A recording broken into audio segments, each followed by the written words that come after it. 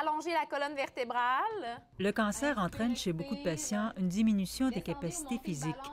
C'est le cas d'Isabelle, policière à la GRC, qui s'entraînait régulièrement dans un centre de conditionnement avant la maladie. J'ai perdu beaucoup de mécanique au niveau de mes hanches, mes genoux, les pieds, puis j'ai des problématiques avec ma chirurgie. Donc, tout ça fait que c'est très difficile d'aller dans un gym qu'on pourrait dire traditionnel parce que ça ne répond pas du tout à mes besoins, puis je vais me décourager. Le plus rapide que vous êtes capable de mettre aujourd'hui.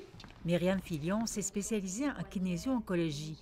Depuis un an, elle offre un programme privé de remise en forme adapté aux cancéreux. Quand on est en traitement, on a des traitements de chimiothérapie, de radiothérapie, c'est sûr que la condition physique, qu'on le veuille ou non, elle diminue.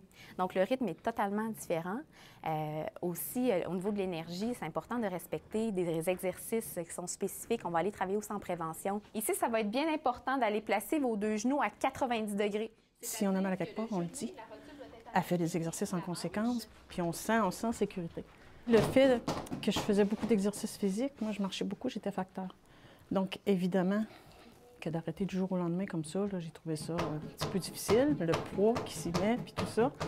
Puis ça je trouve que c'est juste correct. On va en faire 5 push-ups.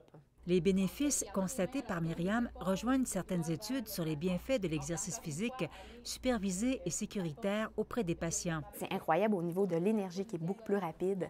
Je vois une amélioration des capacités cardiovasculaires et musculaires, même pendant qu'on est en traitement. Il y a des parties de moi, mon corps, il y a des parties qui étaient complètement, si on peut dire, gelées ou engourdies. Alors, je ne sentais plus rien.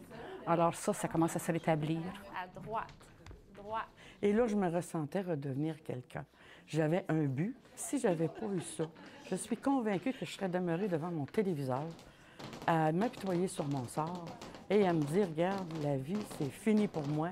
Et je lui lève mon chapeau parce qu'elle m'a sauvé la vie. Je ne peux pas dire d'autre chose que ça. Ici Nicole Germain, Radio-Canada, Québec.